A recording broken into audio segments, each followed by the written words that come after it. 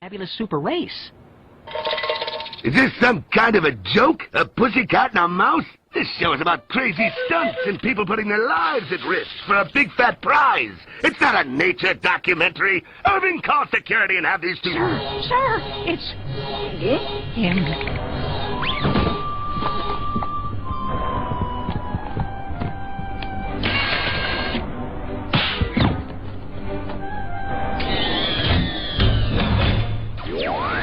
This always gives me the creeps, sir. He's the president of Hollywood. He's supposed to give you the creeps.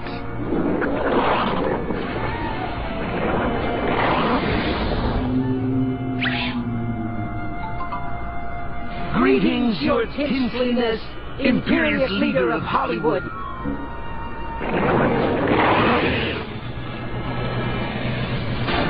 Smile, Irving. I'm terrified, sir. Now you look, J.W. The girls and I overheard what you were saying about this cat.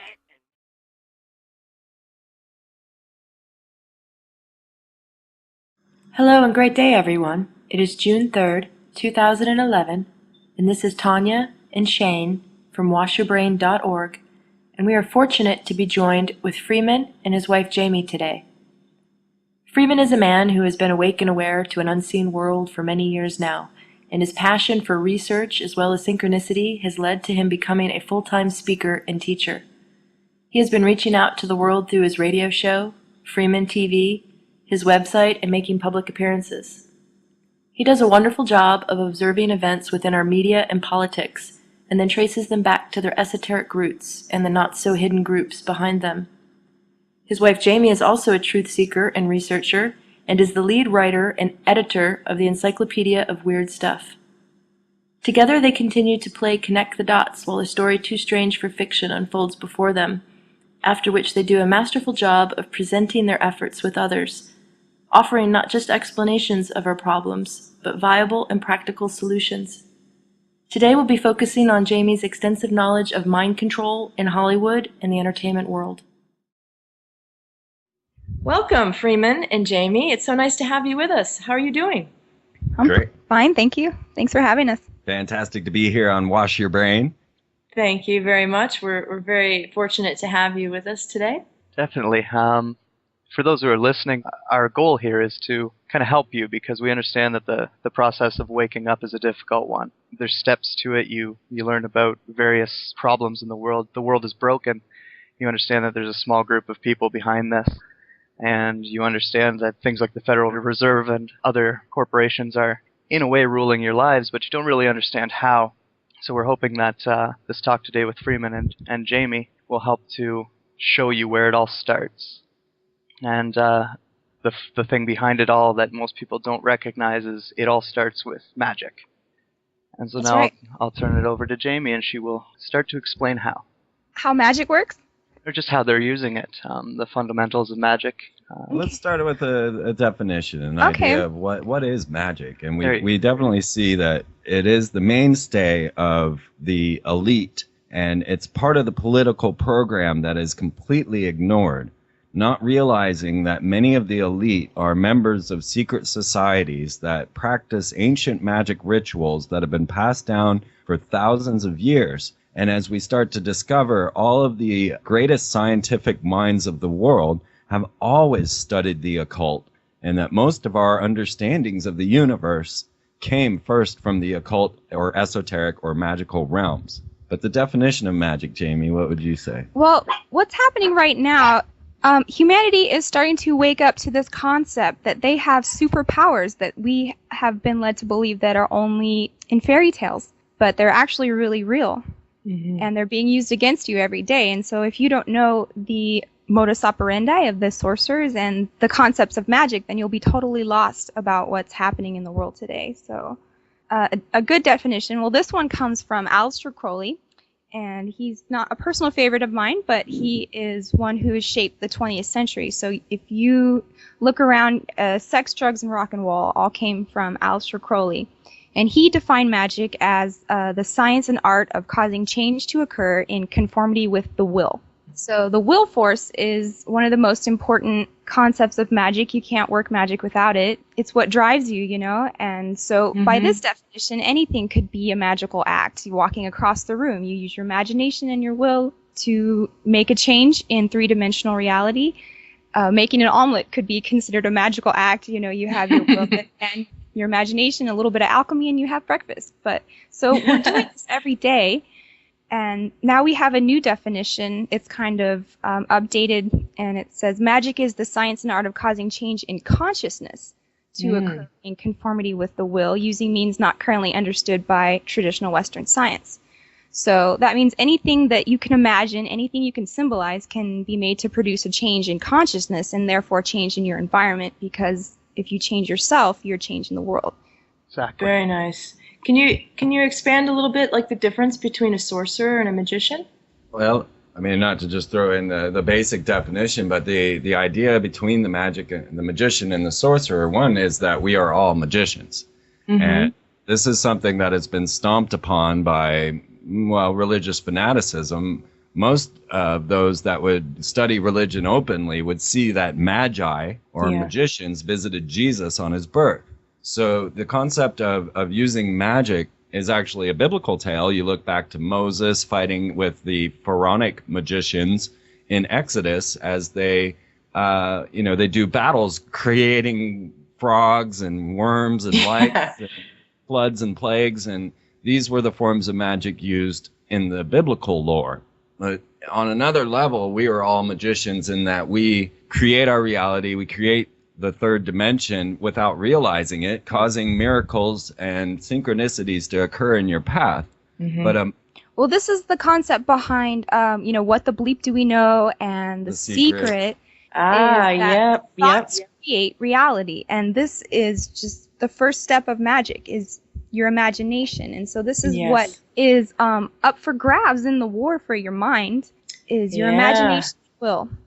He is the first card in the tarot. He's number 1, and he's not really worried about what anybody thinks or anything. His goal is to unite himself with God, and this is known as high magic.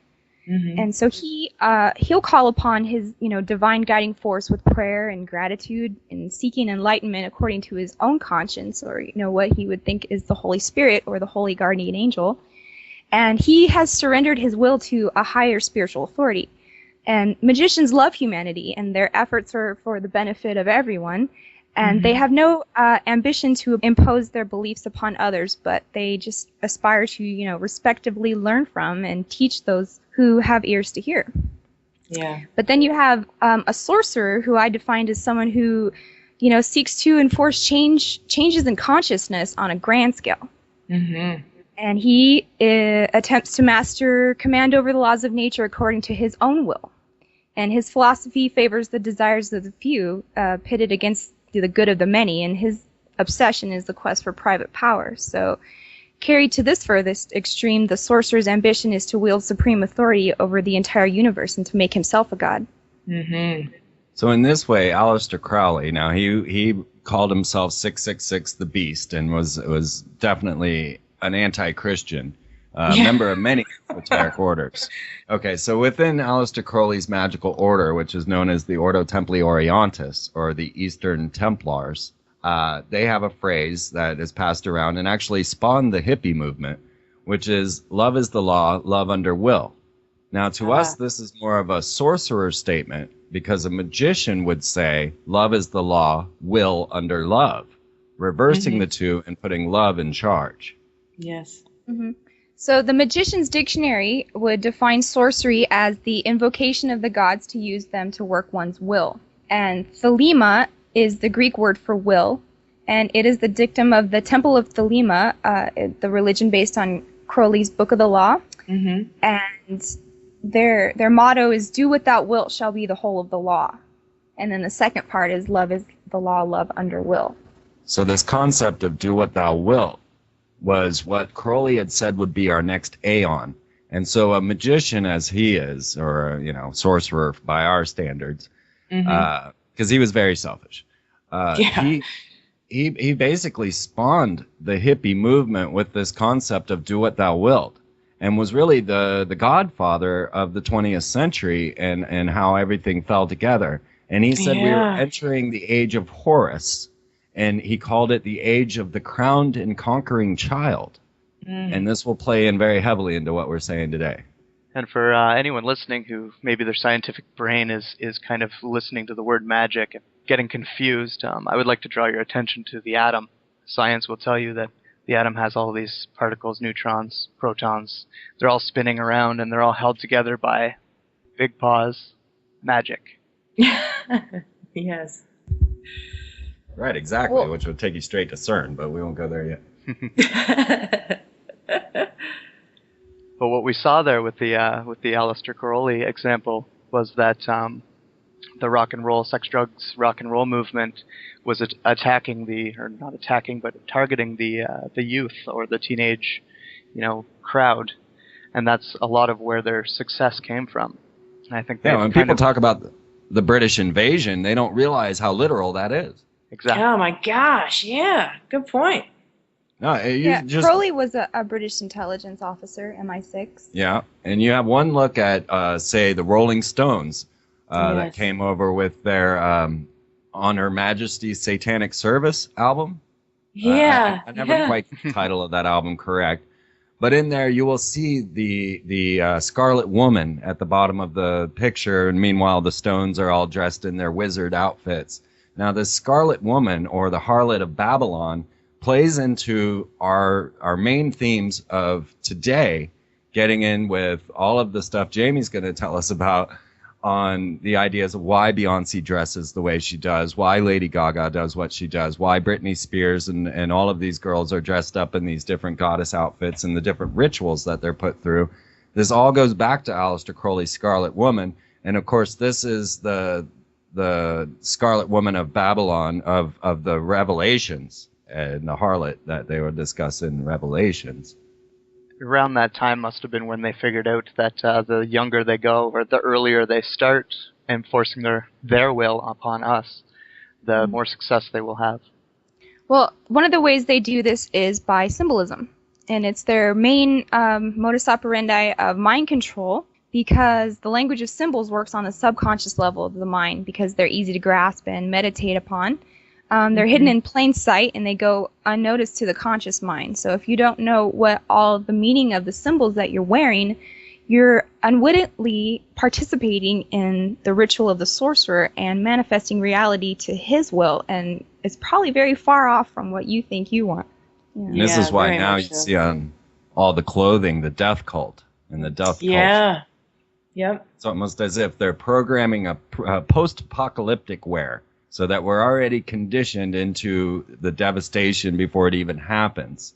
And in the magical sorcerer realm, this is causing mass effect on everyone by the consciousness shift that they're doing through simple fashion. Now, as we get to the high-profile rituals that we see coming through Walt Disney, through the Teen Choice Awards, or even American Idol, this is when it all starts to get a bit freaky. And so what we're talking about today is culture creation. And if you look in biology, a culture is a growth of, a population of microbes in an artificial environment like a petri dish. And this is known as the culture media. And by including or excluding particular substances into the media, the scientist or the sorcerer can control what cells will and won't develop and what directions the groups will go. So just the meanings of the words themselves, if you look at them, is word magic. Yeah. Sorcery. Yeah, talk about capturing your imagination. There's a ride in Epcot that it says right on the wall, how to capture your imagination. This is sponsored by Kodak. And so if you've seen South Park, the Imagination Land, you'll realize how powerful it is, because this is the foundation of all creativity and manifestation is your imagination. You have to see it in your mind's eye before it will become real. I think it's GE that uses the phrase "your imagination at work," or there's the other that says "your world delivered." Yeah, yep. Well, let's talk a little bit about that. And Disney is a perfect example of using catchy taglines such as those, and the impact that they've had on the children over the years. People, You know, I mean, just think about when they say, when you wish upon a star, Yes, exactly. right? So what is the star? The pentagram. Mm-hmm. It's the time-honored symbol of the magical arts. You know, it stands for all magical symbols and talismans, and specifically the five-pointed stars is the magician's sine qua non. It is representative of the material world and human mastery over it. But it also has other esoteric meanings. You know, it's the 5 points of the pentagram symbolize the four elements plus spirit. And so when you see it pointed up, it's pointing towards God or spirit. And then if you invert it, so all magic has the reverse side, and that's, you know, black magic. So there's white magic and black magic, and black magic has no symbols of its own. It's only an inverted power. Okay, got you. So if you turn it upside down, it's known as the sigil of Baphomet. I'm sure you've seen that, the star set, the goat head inside the Ouroboros. Okay, this is the god of the Sabbath of sorcerers, and it represents the power of darkness combined with the generative fertility of the goat, or the goat of Mendes. And people don't relate any of this stuff to Walt Disney or even Steven Spielberg, who is another one that's a master at this type of programming. Yes, And exactly. Disney, unbeknownst to the most of the world, is actually a military-industrial complex, a military-industrial corporation gathering that then programs children to warfare. And this was shown dramatically in their early renditions in their first films, that when the military took over Disney Studios and they started to produce wartime propaganda. Whoa, wait a minute. They took over. Tell us about that. They took over the studios? In 1941, you know, when the Japanese attacked Pearl Harbor and the U.S. officially entered World War II, the next day, Walt Disney arrived to work at the studio in Burbank to find that it had been commandeered as a primary defense station to guard against the nearby Lockheed plant against a possible airstrike. Wow. And all his film equipment was replaced by anti-aircraft weaponry, and the parking lot was filled to capacity with crates of ammunition and jeeps. So Disney was outraged when he learned that his was the only studio to be turned into a makeshift military base. And during this occupation, the studio became a virtual war factory with well over 90% of its production in the service of government training and education and propaganda films. I mean, you can watch Disney cartoons on how to load your anti-tank weapon. Oh, wow. Yeah. Was that Disney on the front Disney on the front lines? Disney on the front lines actually boasts how Donald Duck did more to get people to pay their income taxes than all of the propaganda campaigns combined. The Nazis were so taken by Disney's ability to program people to do all the things necessary for war that Joseph Goebbels, the Nazi propagandist, actually adopted Walt Disney's methods and started making cartoons of their own to program the Nazi children to warfare. Yeah, there's a classic 1943 version of Chicken Little, and you can clearly see the outline of modern-day mind control at work in this story, where you're introduced to a coop of chickens that mirror human society.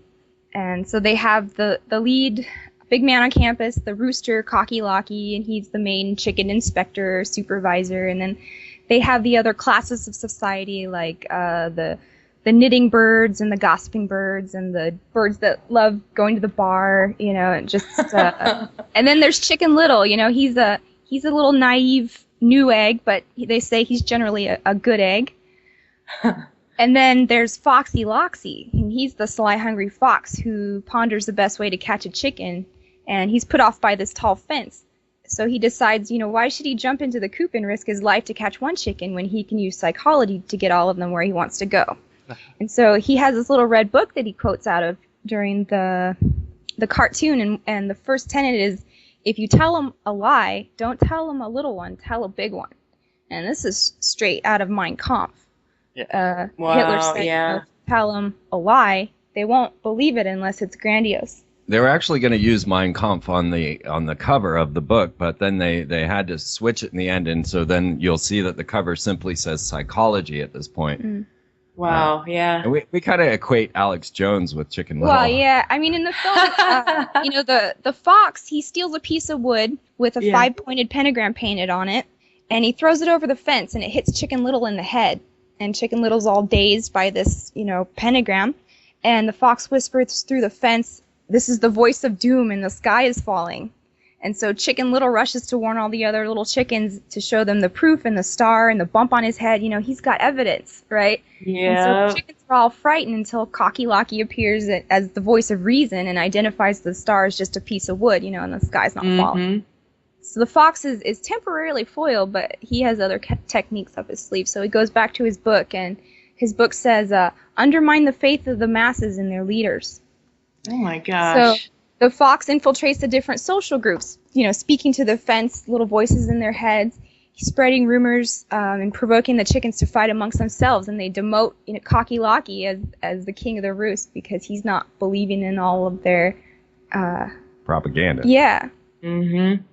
So then the fox goes back to his book and he says, by the use of flattery, insignificant people can be made to look upon themselves as born leaders.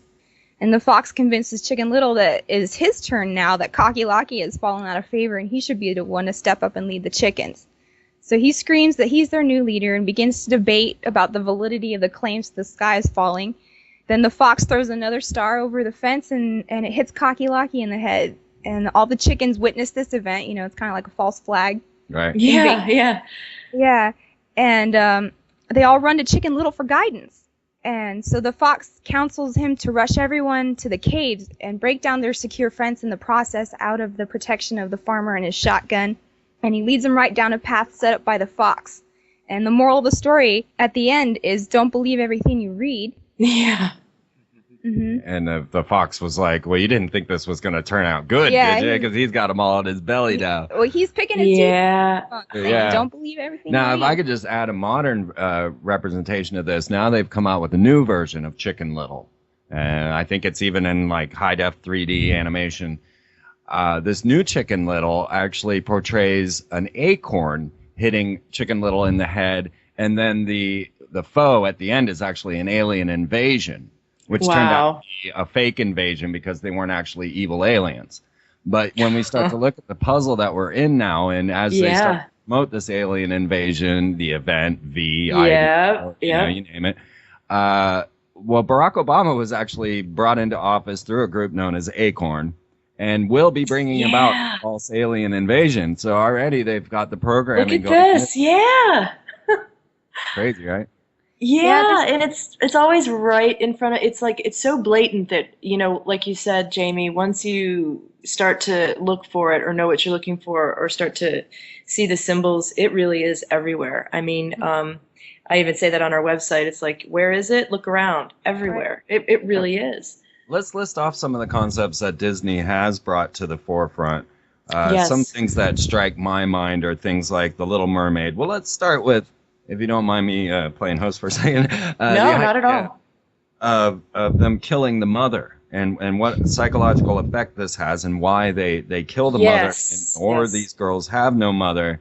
Or like, one of my favorite scenarios, Finding Nemo, where the barracuda comes and eats his mom in the first 5 minutes. You can pretty much guarantee if you're going to turn on a Disney horror film such as The Little Mermaid or Tangled, you're going to find that the mom is killed immediately. Always. Even Bambi, all the way through. All the way through. What we're looking at here is the destruction of the family unit, because the family unit is the first best defense against dark forces. Mm-hmm. And your mother is the chief of that. And so when you look at all these princesses, the main ones that they promote, you got Snow White, Belle, Ariel, Jasmine, Sleeping Beauty, and Cinderella. Yes. So what do all these girls have in common? They don't have a mother. Snow White's mother, actually, she's the evil stepmother, right? She's trying to kill her because Snow White's so beautiful. Yeah, there's always one of those. Belle doesn't have a mom. She's just omitted from the story. Ariel doesn't have a mom. She has 7 sisters, but they suck in the story, and they don't have her at all. Jasmine has no mother. Princess Rose, or Sleeping Beauty, she's not raised by her mother. She's raised by 3 fairies. Of course, we have Cinderella, who is also raised by an evil stepmother, and her sisters are awful. So now Tangled. What they're doing is destroying every type of feminine instinct and bond that we have. Oh my God! Yeah. And making girls, instead of sisters, they're making them into rivals. And so instead of loving mother-daughter-sister relationships, all we have is Competitive Girls. rivalry. yeah. Yeah. Yeah, so then along with this, well, let's continue on with the idea of the destruction of the feminine, because now this leaves the girls with nothing. But of course, this is great for Hollywood because now they can produce shows like Bridezilla. Oh yeah, goodness. Bridezilla comes from a schism in the mind that happens when the girls come of age who have been watching all these fairy tales their whole life and trying to live their existence as a princess, and they have no archetypes or role models for the full moon phase of their life, which is motherhood, womanhood, the most powerful part of your life. And in the fairy tale, the curtain ends after you say I do. And so once you produce a child, you're pretty much dead.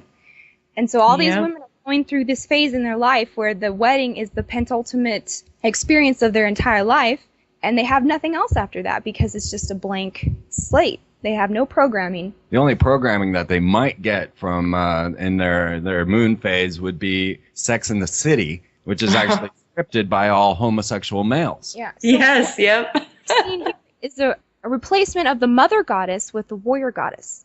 And we can talk about that because, you know, all the goddesses that they worship and that you can find in memorials are all dedicated to war. There's no nurturing mother goddess. It's always the violent military goddess. Mm-hmm. And so what I call it is, you know, their Project Crazy Bitch. Perfect. If you talk to as many people as I do, you'll realize that there's something wrong with girls. Yes. Oh, very much so. Yeah. And I'm trying to tell you that it's because of the programming. They're going crazy at this moment in life. And it also has to do with, you know, trauma-based mind control. Look at all the lyrics of the songs that have the word crazy in it. Oh, wow. Britney Spears sings, "You Drive Me Crazy." Hannah Montana sings, "Let's Get Crazy." Taylor Swift says, "You make me crazy, you're crazy, you're crazier." Beyonce says, "You got me looking so crazy right now," you know. Madonna says, "Crazy for you." Rihanna says, "What's wrong with me? I'm going crazy now." So this has a lot of esoteric meanings for these girls, deeper than just being a little crazy, because they were actually traumatized and programmed as multiples. You know, if you know about trauma-based mind control. Yes.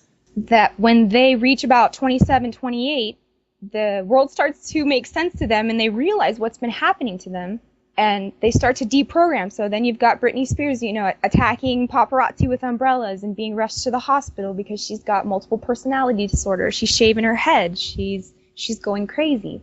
Yep. A lot of male musicians at that age have committed suicide, and I mean, it's not just with the girls, it's with the boys as well. Yeah. And you often find with these male representations, such as Jim Morrison or John Lennon, that they will have a witch attached to them, like Yoko Ono. Yeah. Remember the name of Jim Morrison's witch? Pamela. Mm-hmm.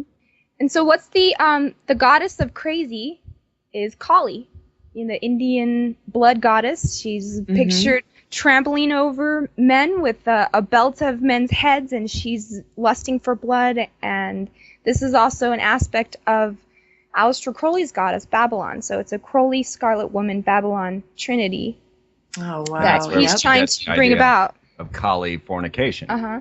Right. Let's talk about sex, baby. Let's talk about sex. They're totally programming these children into the sexual traits, and as we know now, they're trying to make all this sex education into even, I think, kindergarten. Yeah. Miley Cyrus, in her song, she says, you know, for those who don't know me, I can get a bit crazy. I have to get my way 24 hours a day because I'm hot like that. Now, of course, this was Hannah Montana's breakout, right? As she transformed from Hannah Montana, which is a split dual personality concept, so that you're presenting one person of yourself to one group of people and a false person to the other, but they're actually both false, right? So Hannah Montana. This happens a lot in the music industry. Yeah. Exactly. She is the representation of the split dual personality, or DID, dissociative association. And her name goes back to Inanna, the Sumerian goddess of war. Hannah of the Mountain is Inanna. But I was going to say glorification of secrets, keeping secrets and living hidden lives is glorified through it as well. Exactly.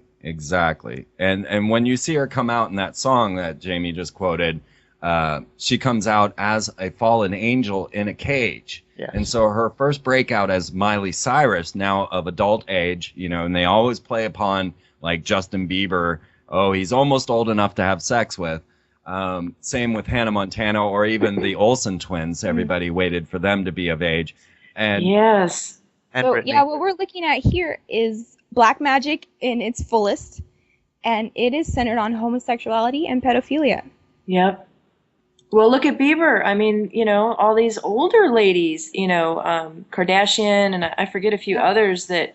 Yeah, Kim are- Kardashian was hiding out in Justin Bieber's dressing room at one award show Yeah, and how backstage, old is saying he? she's He's waiting so- for him to get off stage because she's gonna get him. So this poor boy's probably scared of women by now. And imagine if that was reversed. Say it was, Jay-Z or somebody that was standing there waiting to get into young Hannah Montana's bedroom. Right. Exactly. That was just a similar time. They're making a big deal on the news about boys painting their nails. Like I guess there was a shot in some magazine of I can't remember the celebrity, but she was painting her son's toenails, and they made a big deal about it. How she's confusing the boy and confusing his sexuality. And Well, I saw a book in the bookstore downtown called My Princess Boy. Yeah. Yeah. That And I was probably like, Angelina. now I've seen everything because it's a storybook about a little boy who likes to dress as a princess. So Well, talking about that, I mean, if you go into like a Walmart or a Target, and I know you guys have, can you talk about that a little bit, the aisles and what you see? Well, it's all the same, right? You go to Yeah. Target and you go down the girls' aisle. It's all pink. Pink Yes. princess, tiaras, boas, high heels.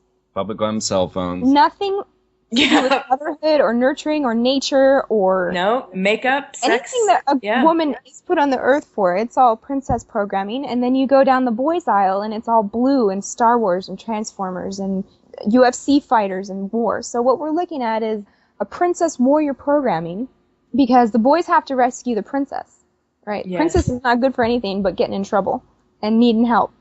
And what we have today, we don't really have any monsters to slay other than financial monsters. So what the boy have to do is go make the money. Go out and fight the good fight in the world to bring home the pink cell phone or whatever it is that princess is to think she deserves. I mean, we were just at the costume store, and there was a little boy there, and he was like, I want a Star Wars costume. I want a Star Wars costume with a gun. They make a costume with a cowboy and a gun. I want a gun. I want a gun. And I mean, this little kid was, 4 or 5, I don't know, maybe a little older. And we just see it, they're running around in their Clone War outfits, Clone War victory, it says. And then the girls in their Hannah Montana wear. I mean, we honestly had no idea what we were going to find when we went seeking Hannah Montana. We had maybe just Yeah. I kind didn't of even know noted. who Hannah Montana was. I was walking down the stores doing my shopping, and I keep seeing this face.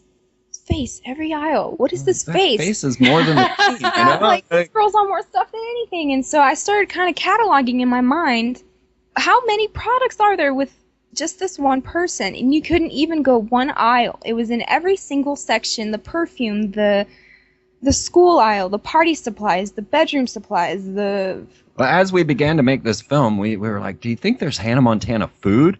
And just as we were in there filming, they came out with the brand new Hannah Montana cereal. And I mean, it was right as we're filming in all these. We went to grocery stores. We have now been to 3 countries and have yet to find a Hannah Montana free zone. We found her at Hobby Lobby, at the auto parts. In other countries as well? In London, we were given Hannah Montana cupcakes. We saw Hannah Montana microphones and wigs for sale at the grocery store, at Tesco. Where else? Wow. Australia.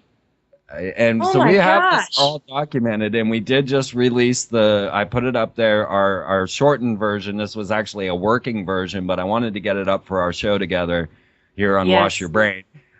So you can see Hannah World now on freemantv.com and get an idea of just because we have an hour's worth of footage, one after another, and we have never shown the same product twice. Well, that's what I watched that, and and of course I know what's going on. I can see it everywhere. I was in shock. So was Shane. We were both like, oh my God. And it just kept going and going and going. And the products, it never stops. I mean, it's everything from panties to toothpaste to SpaghettiOs to cereal to SpaghettiOs, anything and everything. Yeah, the food, even the So- food. So what we're looking at here is the use of ritual paraphernalia to function as an aid to the imagination. And during an evocation ritual, a magician will envelop all of his 5 senses, the 5 points of the pentagram, with the essence of the entity that he wishes to conjure. And all the senses are employed. So, obviously there's a princess product for every one of your senses and more. And the fundamental patterns of ritual is emotion plus, sentimentality. So imagine your typical tiny princess watching her favorite movie. She possesses all the elements of a well-run ritual, the clothing, the altar. She's probably got a princess cup, a wand, anything. Yeah. She's got all the senses enveloped in this princess entity, and it's working. You can see this in Halloween, where, even though there were all these Hannah Montana outfits that you could buy, along with her own clothing line or wigs and things of that nature, the microphone, they still had a separate Hannah Montana costume for Halloween. And Wow. Right next to the monarch butterfly costume. Right next to the monarch, yes. And monarch programming is what we're talking about. We could get to that. But I wanted to say that how much they had captured our imagination can be witnessed in Halloween, in that no one now comes up with their own creation of a Halloween costume and only depicts themselves as their favorite Hollywood character. Yes. So they have completely captured the imagination. Yeah. Yeah, taste, touch, smell, hearing, sight, and memory are all manipulated in this atmosphere to create the desired entity. And also, familiar songs like A Whole New World or Kiss the Girl become literal mantras. Oh my gosh, yes. Or like the one they sing in Tangled, which is crush your mother's soul like a grape. Tangled is a great example of the destruction of the feminine, because I don't know if you've seen it, but it's Rapunzel, and she's kidnapped by the evil queen and raised as her daughter because the evil queen, or sorceress, or whatever you want to call her, she's looking for eternal life, and she finds it in Rapunzel's hair. So she has to keep Rapunzel close to her or she'll deteriorate. And so she's keeping this little girl locked up in the tower and sucking her soul. Sucking Look at her all soul. this ritual everywhere, too. It's like so blatant. But think about how this would make a young girl feel about her mother, who's trying to protect her and keep her from going out with, the boy comes along and he's a scoundrel, a thief. He's no good, really.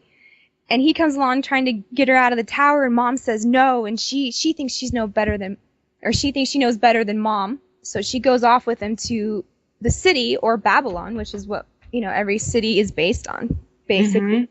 Is the apostate city of Babylon, which was the center of the first attempt to create a one world government.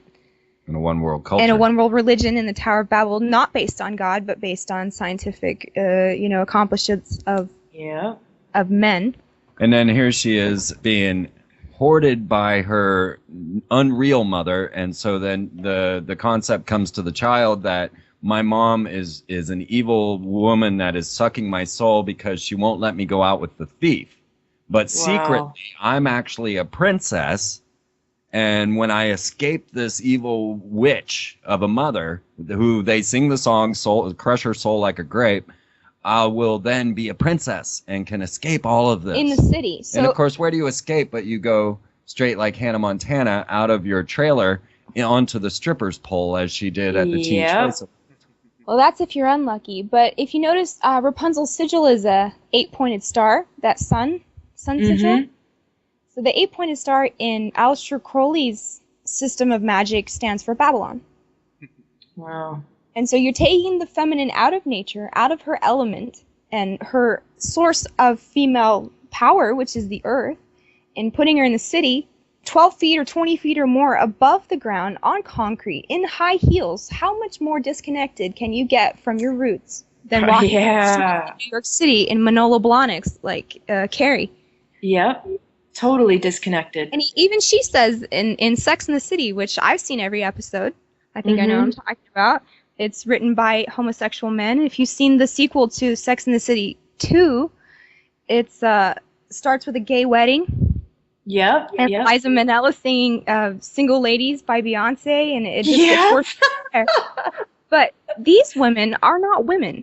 They're, I don't know, they're scary. They're the four horsemen of the apocalypse because they have no maternal instincts, no feminine qualities other than In the princess program, the princess keeping program. the shoes Yeah, in they the were- oven. Yeah, even Carrie, she says, "I don't cook. I keep my shoes in the oven." You know. Yeah, exactly. So, look at what Disney's doing. It's targeting, babies, even toddlers, very, very young. People look at the subtle things like the advertisement for Tangled.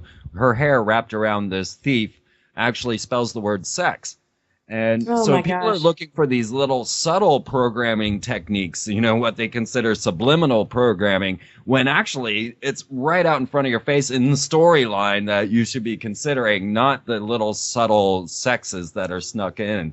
Yeah. That's just for sales. But the entire storyline has to be analyzed. You have to look at things like The Little Mermaid and see that she sold her only talent, her voice, to a Yes. black witch octopus in order Yep. to be combined with a man that it couldn't care less about her. Yeah, he didn't do anything for her in that movie. She saved his life.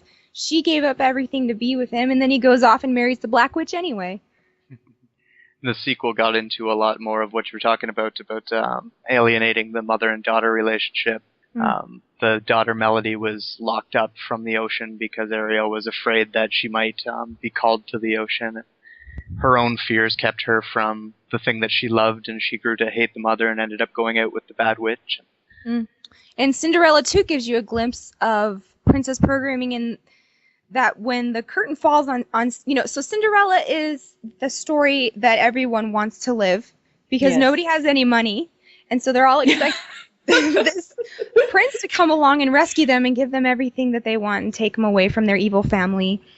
And so Exactly. live happily ever after in Cinderella 1, but open credits on the sequel, Cinderella 2, and Prince Charming drives her up to the castle and pretty much drops her off on the doorstep and says, "See ya, I gotta go to work." Yeah. I don't never seen that. So he's not even in the story. And she has to sit there in her castle and learn what it means to be a princess, which basically turns out to be just party planning. Yeah. And then they have the Princess Protection Program, which was another movie using Major Mason as the protectorate of all these princesses. Now, here's the question. Why promote monarchy in a democracy or a republic, whatever way What you want to look at it? do American girls have to do with being a princess? And how close was that Cinderella story to this actual Kate and William wedding? They were almost dressed in the exact same fashion. Well, they even Oh my God, yeah, totally. equated her to Cinderella being rescued by the prince because she's a commoner. They called her. She's a commoner. Kate Middleton. Yep. A romantic story, a love story, blah blah blah. These two kids, I feel bad for them because they are not in love. I don't Yeah. even know if they like each other. But if you've noticed an interview of this ultimate love story, they're awful. All they say is, "We're really good friends. We're very good friends." He's a And then nice she guy. was given that sapphire ring that was given to Princess Diana. I mean, that would creep me out. Yeah. That's So what we're looking at here is the true life princess story, which is just awful because after you have children, you're no longer needed. yeah. Even Princess Diana called herself a broodmare for the royal family. Yep. Yep. And after she gave him 2 heirs, then they bumped her. Now, this kind of leads us to the vampire. Yeah. Yeah. Let's talk about vampires. I've been watching, over, since the 80s, the romantification, if that's even a word, of vampirism. I remember reading, Anne Rice novels and falling in love, and the various things over the years, and now like Twilight. So, what do you guys think about that? Well, Worst first, movie ever. I was blown away. I gotta say that when Jamie invited me to go see Twilight, we had heard of this phenomenon, and Yeah. everyone was piling into the theater to go see Best this vampire thing. movie Best ever. vampire movie ever. So, we wanted to see what the hype was about. I knew nothing about the movie, and I was flabbergasted as I witnessed the beautification of the vampire. No longer do they rot in the sunlight or burn or burn up. Now they Ooh, glitter. no. Yeah. They're so sexy. Yeah. So what we're seeing here is the master plan is to get girls to fall in love with evil. Ah, yeah. We're about to develop this other senses of sight, and we're about to realize what royalty actually is. So first you had to get all the girls to want to be a princess. Yep. Right? But in real life, the monarchy are, horrible, awful cheaters, liars, thieves, blood bathers, backstabbers, double crossers. There's nothing good about it, right? Yeah. But you have to get the American public to be in love with royalty.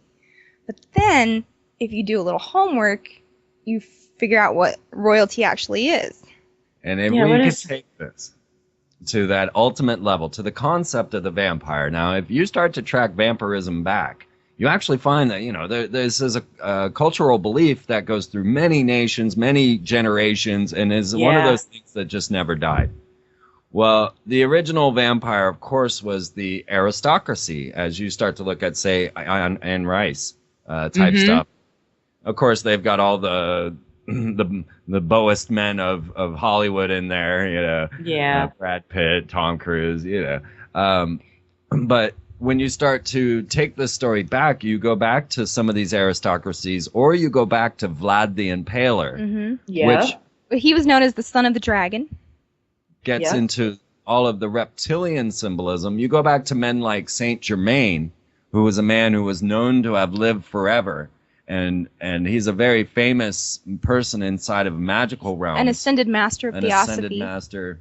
And you find that he actually was the son of Prince Ragoski of Transylvania. And now you start to wonder, okay, now we're looking at this picture. And we find that eternal life is one of the much sought tools of the Illuminati. Every queen has sent their Spaniards or their men out to seek this fountain of youth. It was a legitimate quest.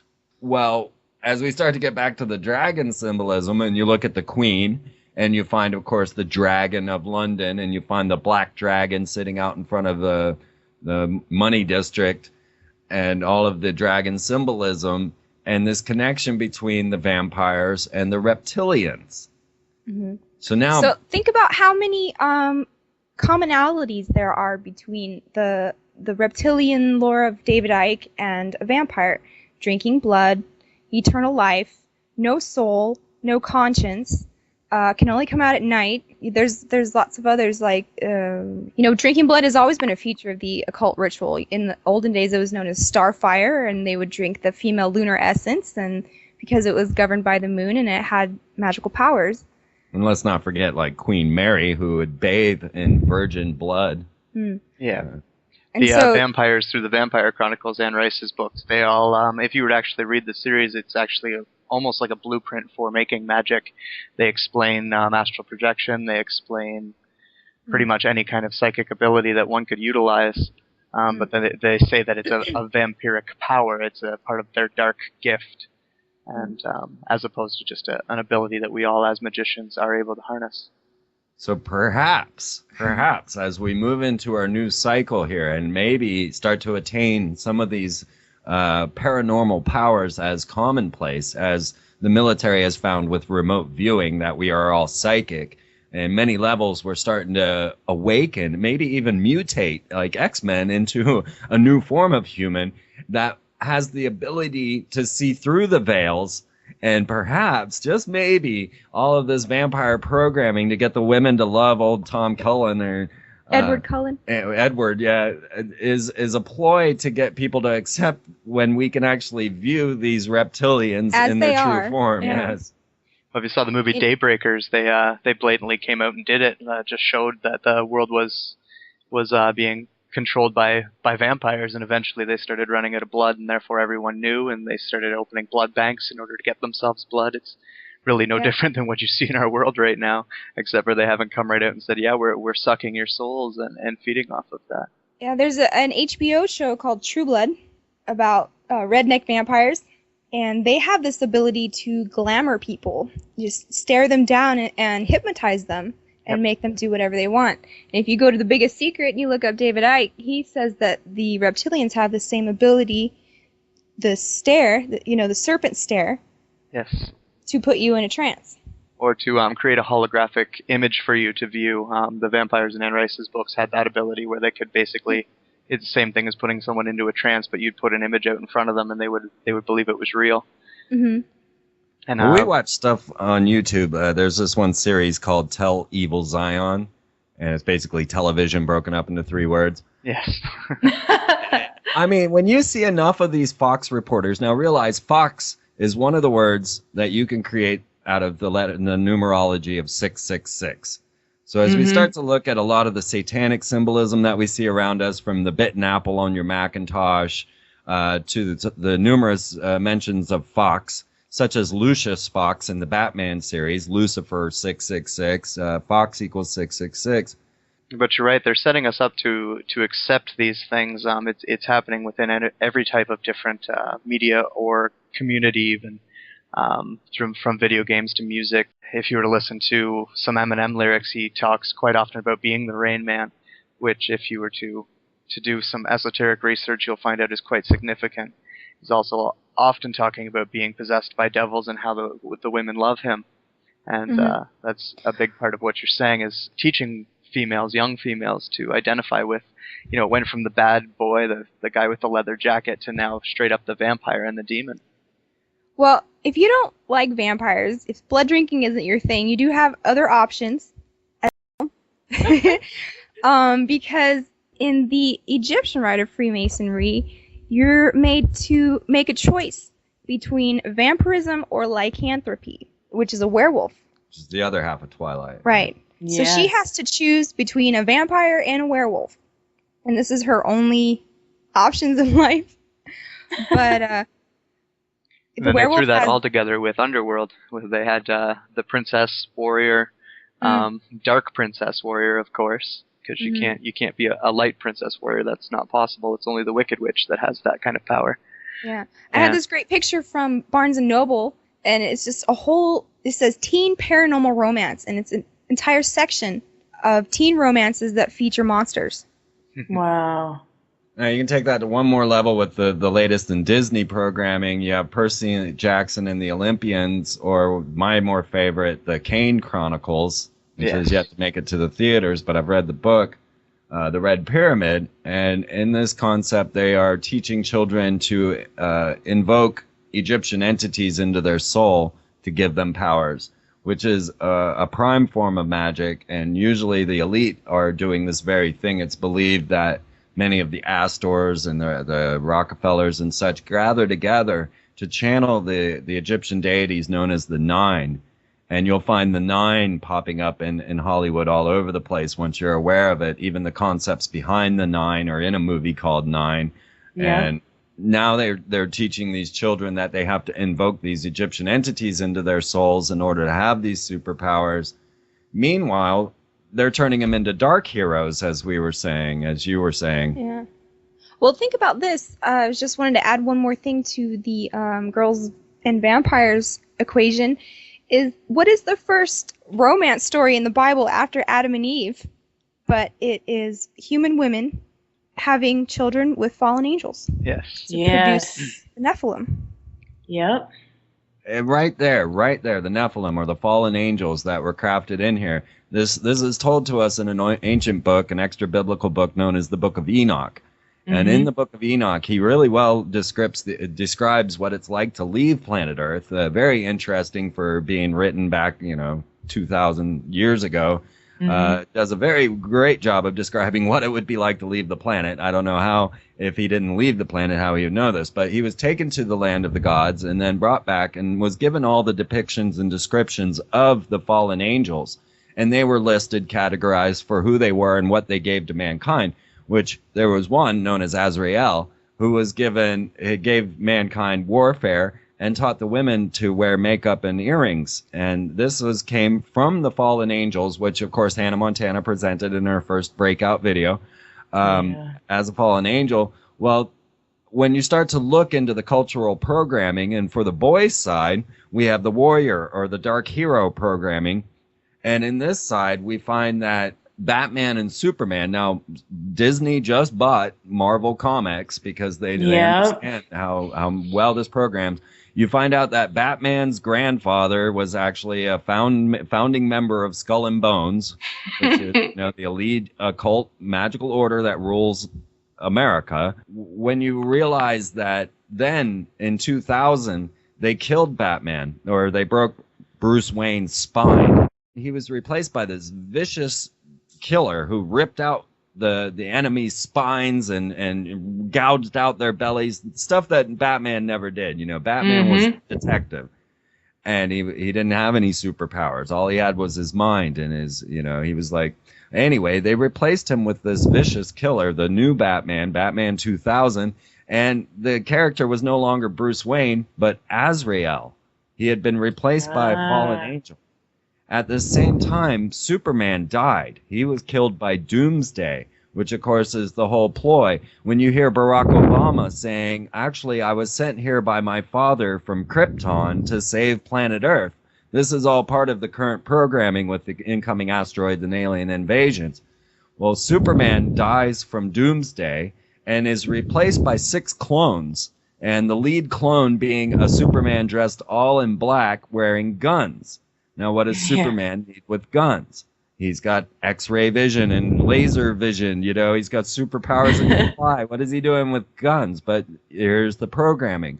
But, of course, the 6 clones of Superman didn't really take off, and he was really replaced and usurped by another comic book company known as Image, and their Superman was known as Hellspawn. And Hellspawn is then fighting pedophile rapists as his evil villains. So you get the first copy of Spawn, and he's dealing with the Violator, and fighting a rapist pedophile. His handler is also the head of a secret society, of a long-run secret society of protectors of the secrets, as they said. This story reminds me of, the ancient story of Horus and Set, which is what the Aeon is, what we're supposedly in. Well, actually not anymore, but we can get to that later. But Crowley brought about in the Aeon of Horus, who was continually being molested and raped by his evil uncle Set. Now, this is where we get the terms Horus rising, or the horizon, and sun setting, or set. And the other word that you can make out of 666 is off. And so the light on is the Heliopolis, the sun city of Egypt, and off is 666, or the dark side. Wow. So talking about this programming the boys for war, there's one secret that is so powerful that if it were revealed, it would cause such an upheaval to the system that the spell of, the Illuminati might instantly be broken. And this occult knowledge is so shocking that you might find it hard to believe at first, but bear with me.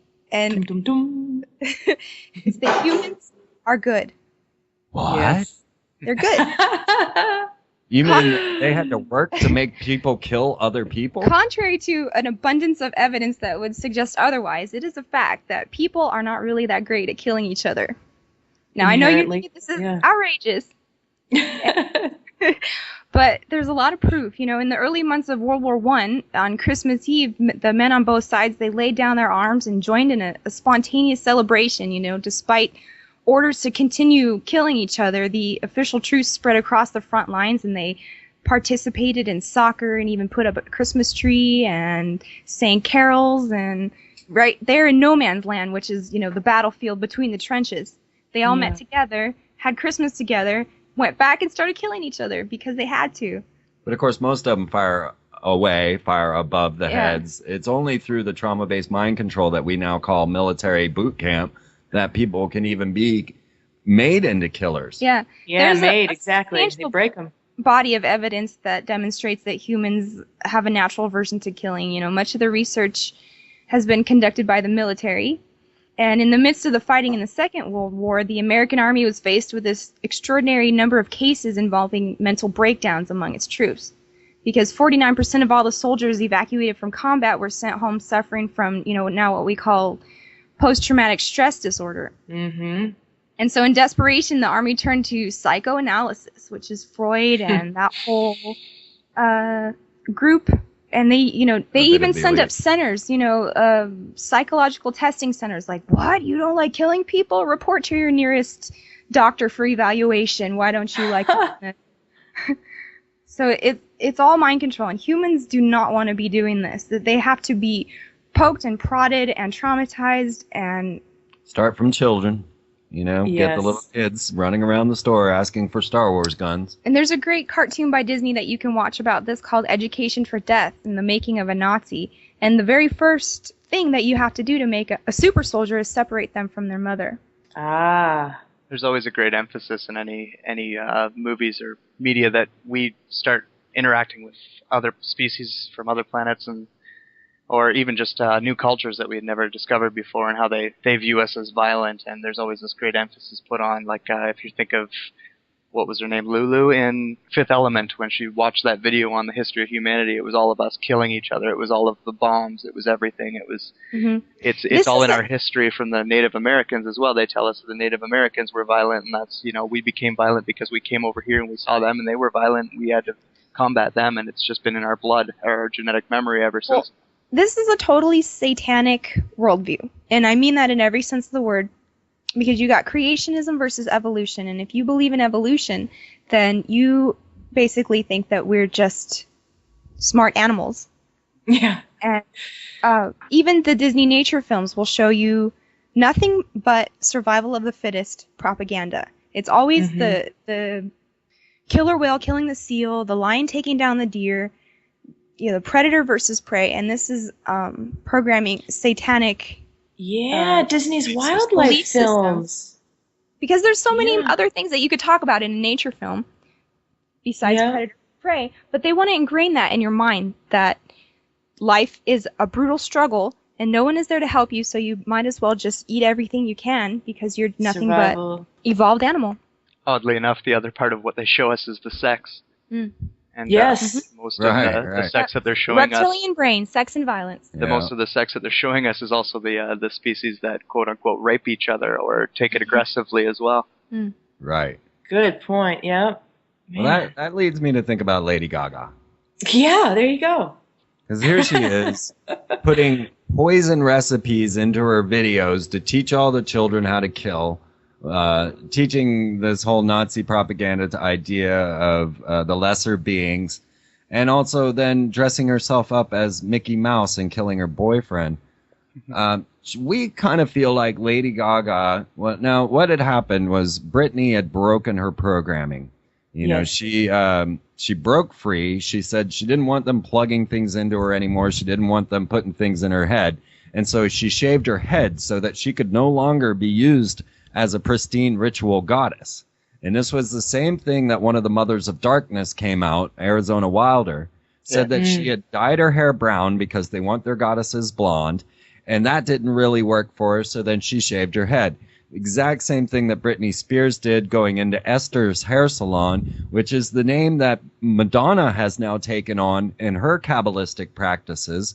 And of course, she raised Britney in this high-profile ritual where she dressed as the worshipful master of a Freemasonic lodge in her top hat, came down 13 steps to the song Hollywood, which is the magician's wand, and then gave Britney a kiss. Now, Britney, of course, being an ex-Mouseketeer.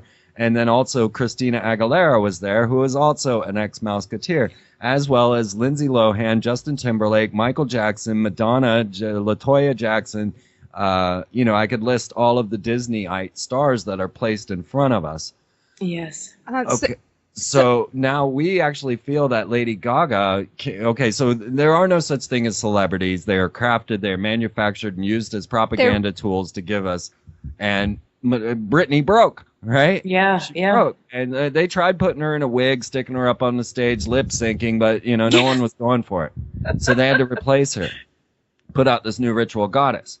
Now, we feel like they actually were playing into all of our thoughts and theories. They had realized that we had understood now this high-profile ritual, watching all of these type of blood sacrifices on the shows, and gave us Lady Gaga, who came out in Rolling Stone magazine saying that her entire persona came from a dream that she had, where she saw a girl being abused on a table with her wrist slit, and she was pouring honey into the wounds.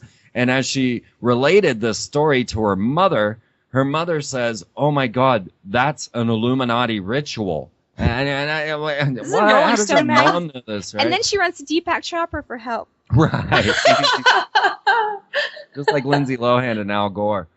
So we actually feel that Lady Gaga is now placed out there for us to talk about, because go on, Jay, with this, Jamie. Yeah, well, what we're talking about is high-profile rituals, and I call it mystery religion rated E for everyone.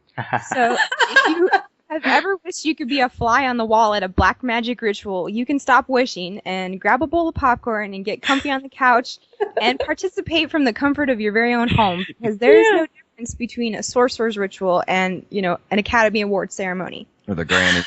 Or the Grammys. You've got Teen Choice Awards, American Idol. Lady Gaga doing a blood ritual with an eerie light shining out behind her when she's hanging there covered in blood. And the audience just cheers on In front as of a this royal blood arch. starts to pour from her. They're all screaming like a blood frenzy. Yeah. Yeah, her little monsters, as she calls them, her fans. And using celebrities in black magic is nothing new. Look at Anton LaVey. Look at Kenneth Anger. Look at the beginning of the Church of Satan. You've got Jane Mansfield. They're all in Hollywood. You got Sammy Davis Jr., Frank Sinatra. What was it that brought Scientology to our attention? Celebrities. Right. Yeah. What do you think about Scientology? Oh, God. L. Ron Hubbard. I mean, let's really look at just the some of the roots of this. Now, you've got L. Ron Hubbard hanging out with Jack Parsons. And Aleister Crowley. And Aleister Crowley. And this is John Whitesides Parsons, who started Jet Propulsion's laboratories. So these are the very guys that gave us nukes and rockets. Mm-hmm. This is where all the Nazis went when Project Paperclip occurred. And now JPL is the head of the incoming asteroids, which is the next major threat that they're going to be throwing at us, or are throwing at us currently. It will go from the Red Scare to terrorism. We've been through those two. We're into asteroids, and it'll be followed by aliens.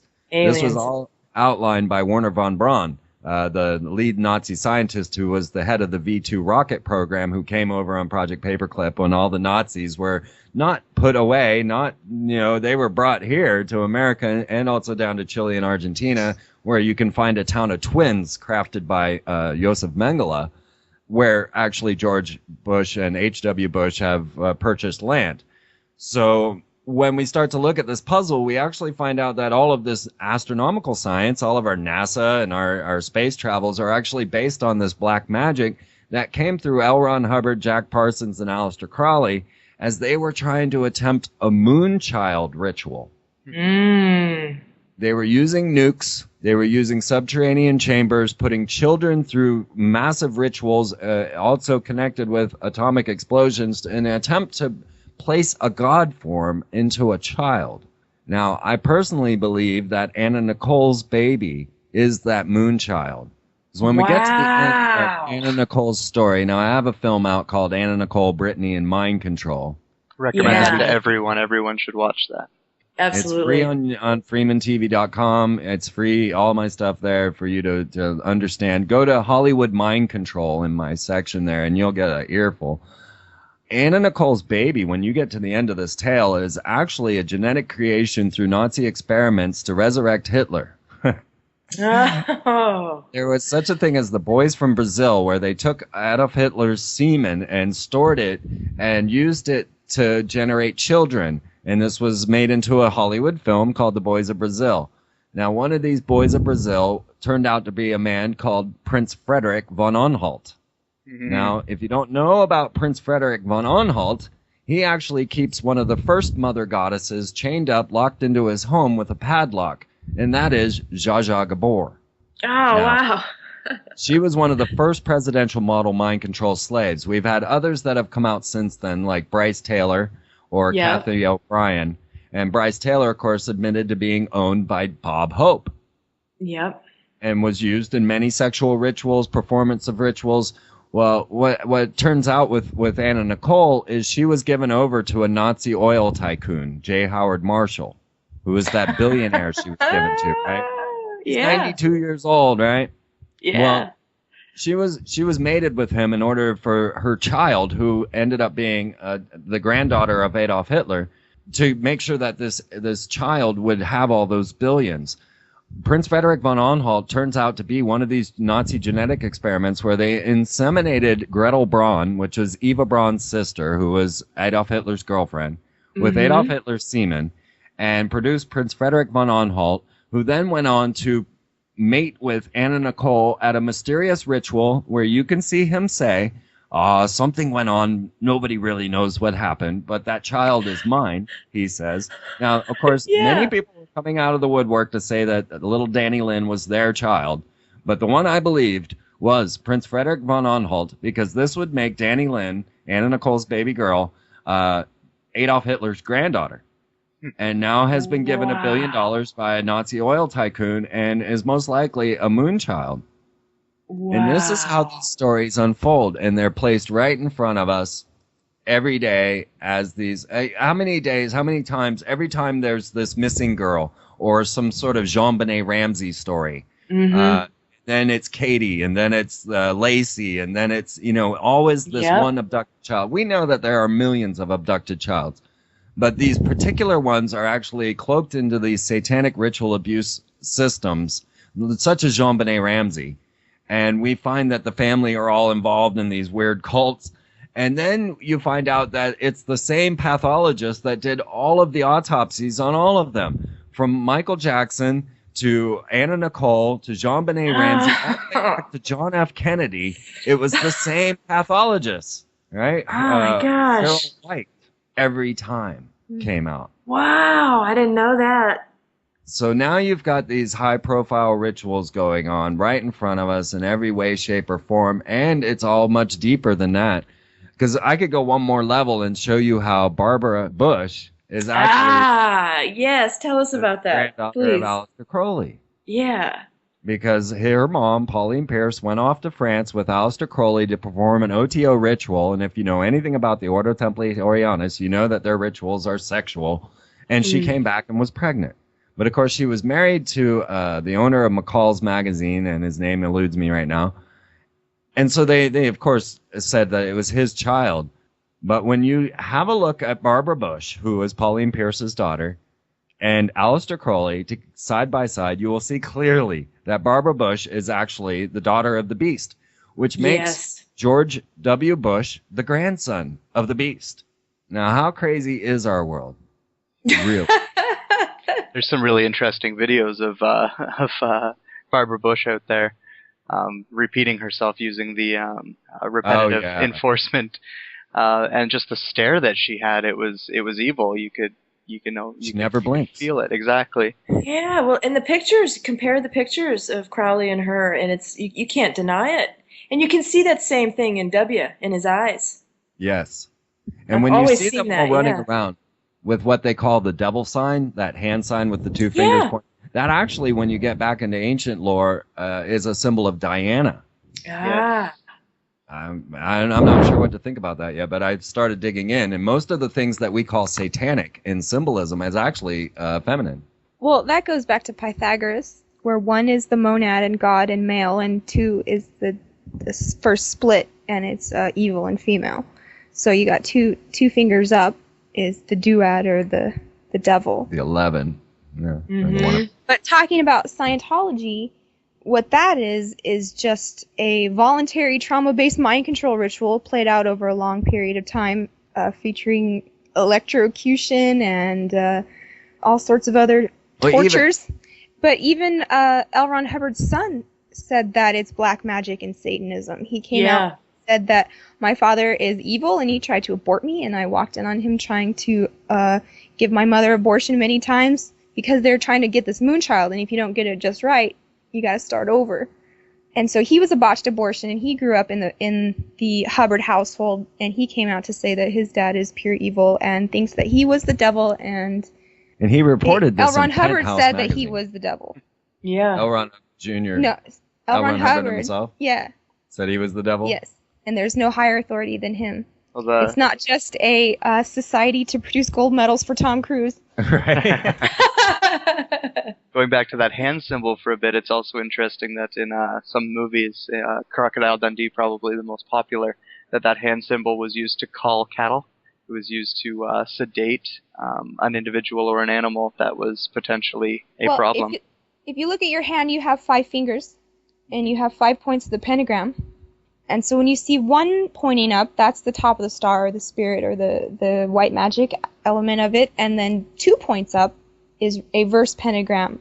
So you mean giving the bird is actually a positive symbol? A good thing. I wouldn't say that, but I'm saying the 2 fingers up and 3 down is an inverted pentagram. Because you have 2 up and 3 down. Right. It's interesting. A lot of Jesus paintings, he's got the pointer finger and the middle finger up together, and the other 2 down, making a. Speaking of the single finger, now we're seeing all the celebrities with the word "shh" tattooed onto their fingers, and you'll see all these different stars from Hannah Montana on giving the sign of silence or putting the finger up to your lips. Well, I mean, Hannah Montana, Demi Lovato have it on their album covers, and these are both Disney girls.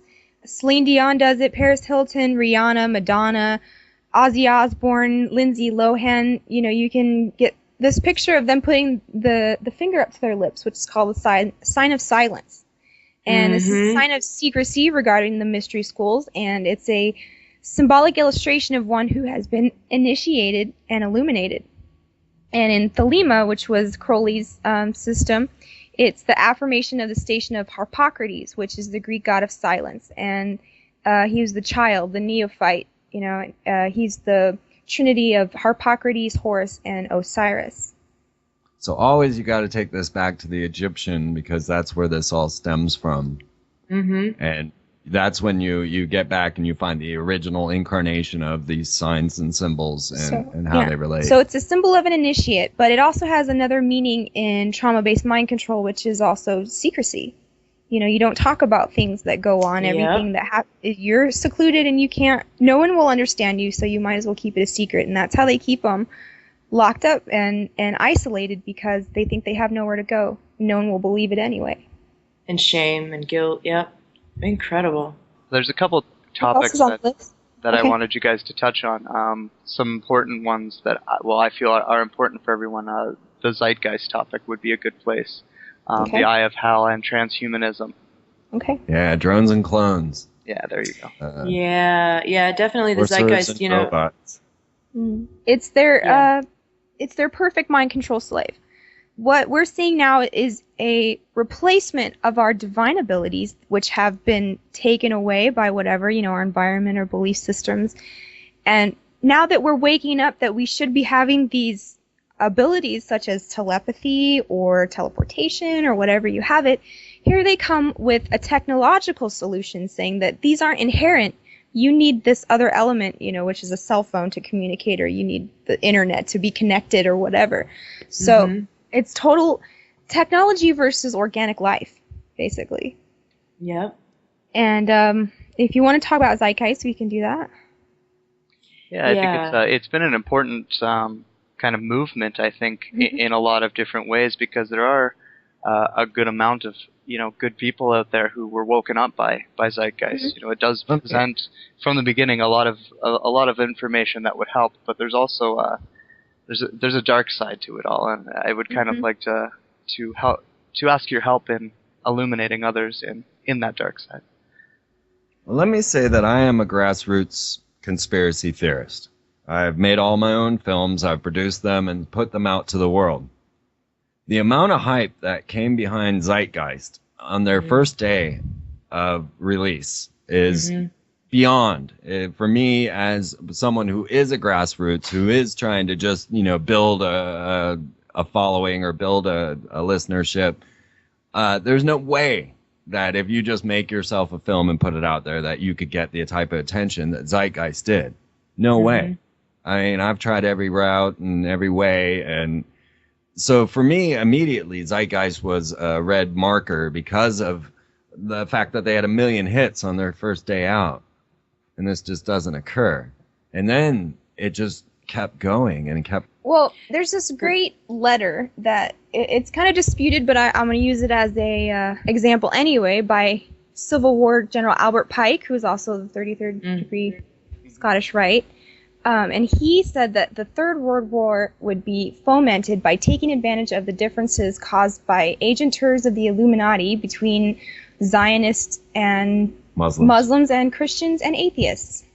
And so he said, we'll unleash the nihilist and the atheist and provoke a social cataclysm that, will make everyone disillusioned with Christianity, religion, and every other thing so that they can bring about the pure doctrine of Lucifer. And so this is talk about fomenting the Third World War. And Zeitgeist goes into that. I don't want to disrespect anybody who's been woken up by Zeitgeist or anybody in the Zeitgeist movement because I have friends with that stamp on their Facebook picture, Yeah. But so what we have here is classic problem, reaction, solution. So you show the people what is wrong, and then you swoop in with your solution, which is the Venus Project. Yes. And let me just say, the first Zeitgeist movie, it's in 3 parts. Religion, I think it's taxes, and then it was... Religion, fiat 9/11. currency, and then 9/11. Yeah. And the religious section was very poorly researched, in my opinion. There's really only one book that even gets on that topic, and it has no foundation. Yeah, if you look, he's cited the same book like many, many, many, many times. So it's not just Jesus is Horus, and so you don't have to believe in anything anymore. They just want to get religion out of the way, so you can be like, okay, that's done with. Now what? And so they're all turning to technology to save them. And you can see this in the movies with Transformers. Yes. Optimus Prime is a robot Christ who Yep. battles the Decepticon, the robot devil, also Terminator Salvation. And WALL-E. WALL-E is a robot Christ as well who sacrifices himself for humanity. Second Terminator. But then talking about Terminator, so they have this thing they call Skynet, right, which is all the computers of the world linked together. And that's just like Venus Project, in my opinion. Yep. I've seen all 3. I know what they're talking about. They worship Jacques Fresco like he is God. Well, by the end of the film, if you start to get into the addendums, you find that they clearly state that humanity cannot be trusted, that we are evil, vile beings, and that the only way humanity could ever exist on planet Earth is if they are subservient to a supercomputer. Yes. So they don't give you any of that in their first part. And not only that, the supercomputer defines everything that you do. It builds your house, it regulates your food, it tells you what to do, like all these resource-based economies. So what happens when a human being is no longer a needed resource? Right, when the computer decides that we're just more of a problem Yeah, so than you a solution. program the supercomputer to get rid of the problem, and then it just eradicates humans, and then it's done its prime directive. Same old tale, Battlestar Galactica was very much Yep. that style, and that's a Mormon belief system there. And they say repeatedly in that show that it all happened before and it'll all happen again. And Yeah, I find it funny because in Zeitgeist they talk about the Verchip, which is so what's the difference between a Verchip and a Venus Project? And Now, Venus is Lucifer. Right. That's what I was just about to get to. If you look up Lucifer in the dictionary, you'll find 2 definitions and then a sub-definition. The first 2 definitions of Lucifer in the dictionary are Venus, the planet, and a friction match. Now, if I could just toss in the friction match symbolism real fast, and this plays into Harry Potter and the Order of the Phoenix and everything else, how they had a secret society through Sirius Black. All this ties into the same mystery school teachings that we're talking about. But when you look at this puzzle and you see the Venus Project and the Lucifer, okay, then you get to Phoenix Pictures, which uses a friction match as their icon, as their logo. So a Lucifer Pictures that boils up into a fiery phoenix, the idea of the Illuminati coming out and taking over. And their 3 films that they were really known for was child labor camps with Disney, which was called Holes. And so this was a Phoenix Disney combination with Sigourney Weaver teaching about child labor camps. And then they put out The Sixth Day with Arnold Schwarzenegger, who was pushing the human cloning and stem cell research for human cloning. And that's what The Sixth Day was all about. And then you get Apt Pupil, which was a story written by Stephen King, which is all about Nazi worship. And all under the banner of Lucifer or Venus. Now they're going to come to us with the Venus Project and try and say, well, it was just in Venus, Florida. Well, guess what? So is Celebration, Florida. Yeah. And, we're back to Disney again. I mean, Venus, Celebration creeps me out. celebrate. I don't understand how one man can design a whole community, because you can't. Especially a man who hates children. He says in the future we won't want to have children. He actually says that children are a pain in the ass. So whatever he's doing, it's not for the future of the human race. And It there's really boils down to what is civilization for. You know, it seems, as we could tell, just to mine this planet for resources And and human resources. the human resources. Because they need our emotions as well. You know, they feed off all types of Monsters Inc. That Exactly. movie, when I saw that movie, I was like, okay, bingo, here we go. Because fear and then laughter, which is love, and it shows the power, enough to power, the whole city? It's like a battery. Yeah. That's the moral of the movie was laughter was more powerful than screams. Yes. But talking about vampirism, another form of that is psychic vampirism. And it's an Yes. actual thing that people live off, chi or prana or whatever you call it, is energy that they suck off you because they have Yes. no outlet for So- themselves. Here's the crux of the problem is that we've been separated from our very natural system.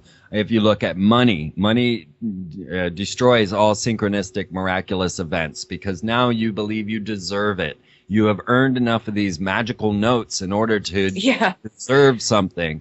And so now there's no more miracles in your life, no more giving and receiving, and no more blessings from the great force of the universe, right? God or whatever. You are now solely in charge of your reality by collecting these magical notes. In the same way, we have been separated from the natural beauty. So even to the point where if you look at landscaping companies, they only produce sawgrass and prickly bushes and violent plants because you have to protect your home, right?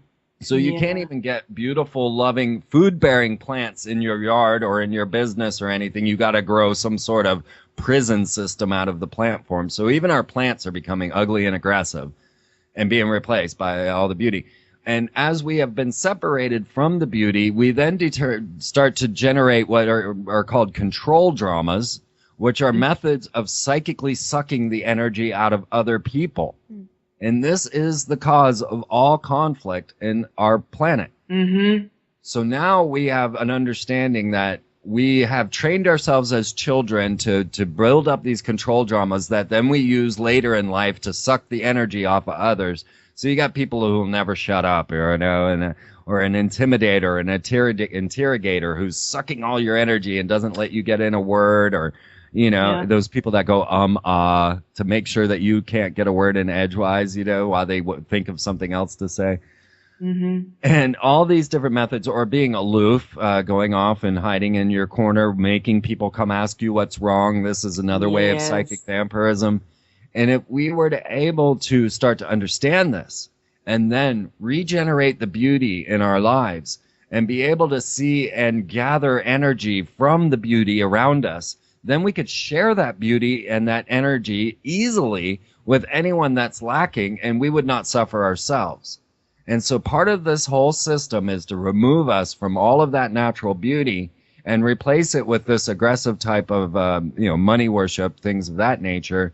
And the solution lies in us returning to the beauty, returning to gathering energy psychically from the love, animals, plants, everything around us, and then sharing that with the others, because there is only one cure to trauma-based mind control, and that is nurturing. That's it. There's no other way out.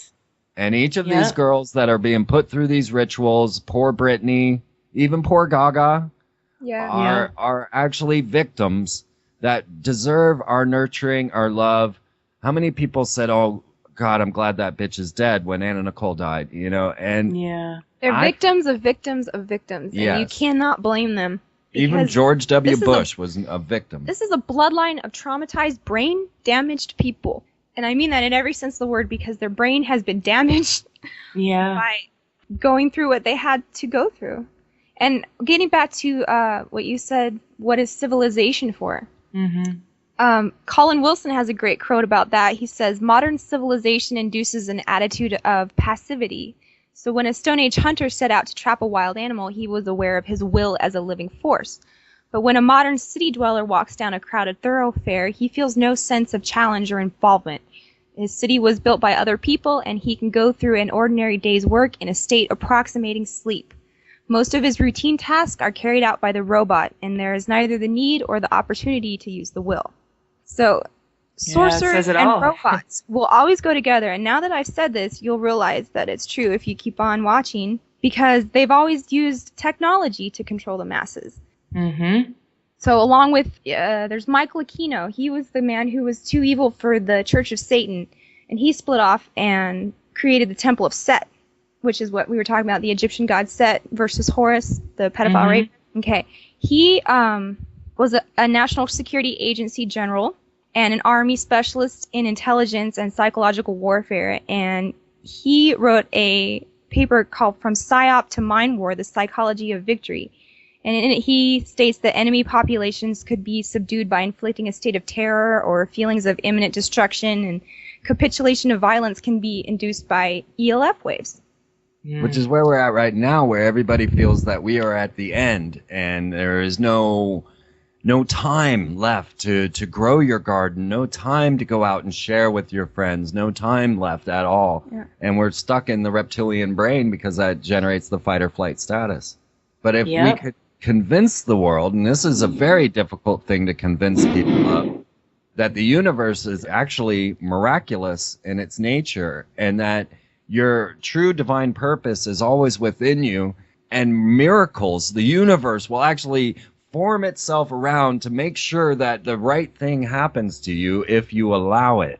Mm-hmm. And trying to convince people of the miraculous or the synchronistic reality of life is very difficult, because you won't believe it until you experience it. And until you even think about it and go out and try to experience it, it's never even reflected, just like magic, as a portion of your existence. Mm-hmm. And as long as they keep us in fear and searching outside ourselves for everything, disconnected from nature, they've killed the mothers, the creative energy, creativity in general. And nurturing and unconditional love. Now, nurturing, unconditional love, and forgiveness are the three things that they're scared of. That's why they hate Jesus and mothers. Yep. Maybe you think they even created a phrase to pervert it with nature versus nurture. Yes. Seem as if there's some kind of conflict between the two, when really they are. Nurture is natural. Right. Well, let's talk about some solutions and some options. I mean, we wake up to these realities, and it can be kind of scary. It can be very scary. You grieve. It's sad. But it doesn't have to be that way. And I want to focus on some ideas for some solutions to take back our divinity and to create our own magic. Well, I want to put a call out to all the girls and women to take back their femininity. And thank you. quit listening to Hollywood and the magazines and technology and materialism, and realize where your power comes from. And it's nature. It's Mother Nature. You're put here to nurture and feed things. That's why you have breasts. Right?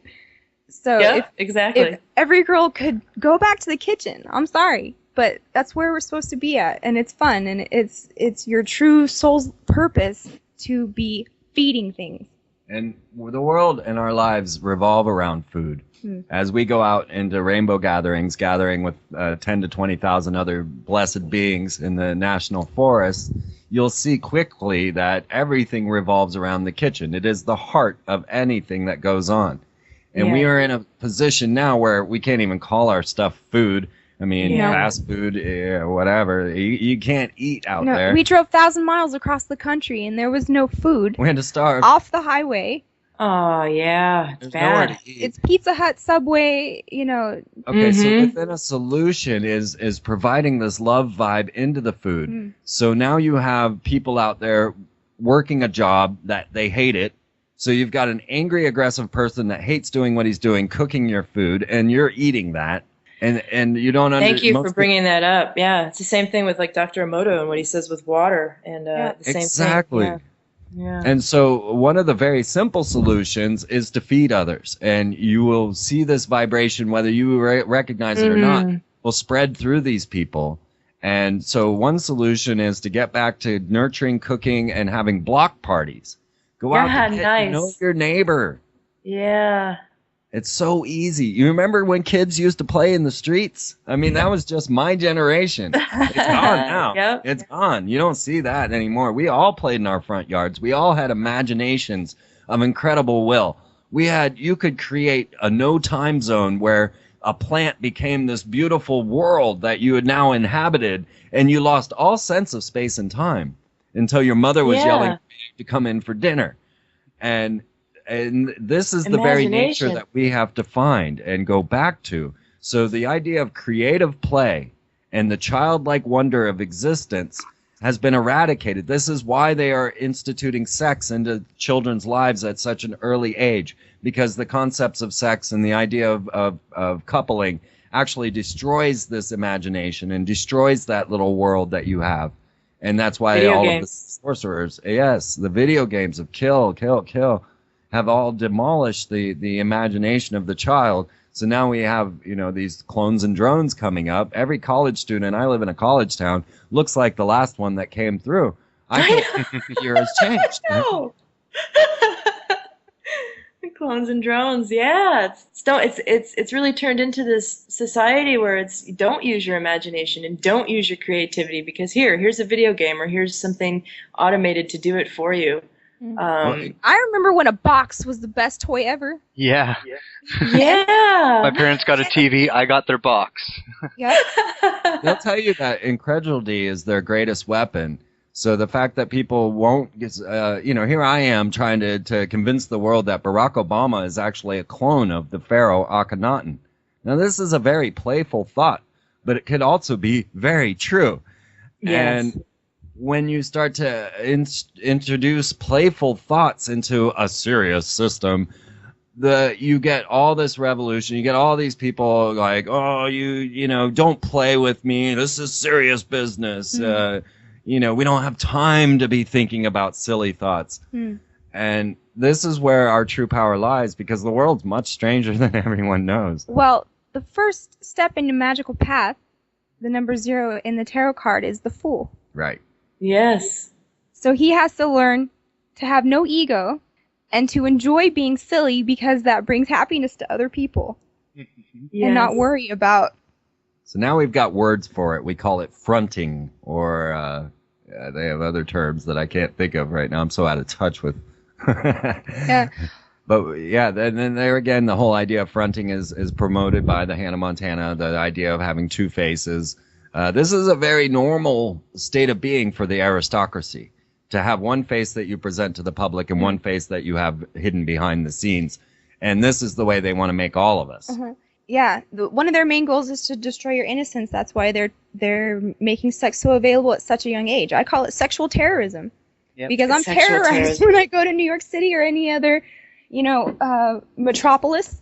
Yeah. And just amazing to me. And I feel like they are terrorizing me.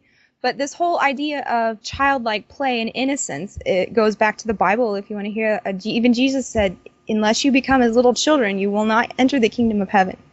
Yes. And whoever can humble himself and make himself like a child is the greatest. So the parent that is there now, of course, they've separated and destroyed the nuclear family and have mom at work, dad at work, and the latchkey kid. The parents are the main focus here, and the children are the main focus. That they need to come and reintegrate with their children. They need to fulfill that need that they have, that lack of energy that they're not receiving from beauty. So we have to have more child interaction. You see that they even have separated us by age groups, so that's why we have these grade schools putting all of the same generation, all of the same age together. And this is a horrible idea, because this separates all the generations so that they no longer learn from the old folks, and the adults are no longer a part of the child's lives. And so it's a matter of the parents getting back to their children, spending the necessary time it requires, because children need a lot of energy. There need to be other people involved. The community needs to be there. Grandma needs to be there. The whole family unit. And then grow gardens, in a most playful way.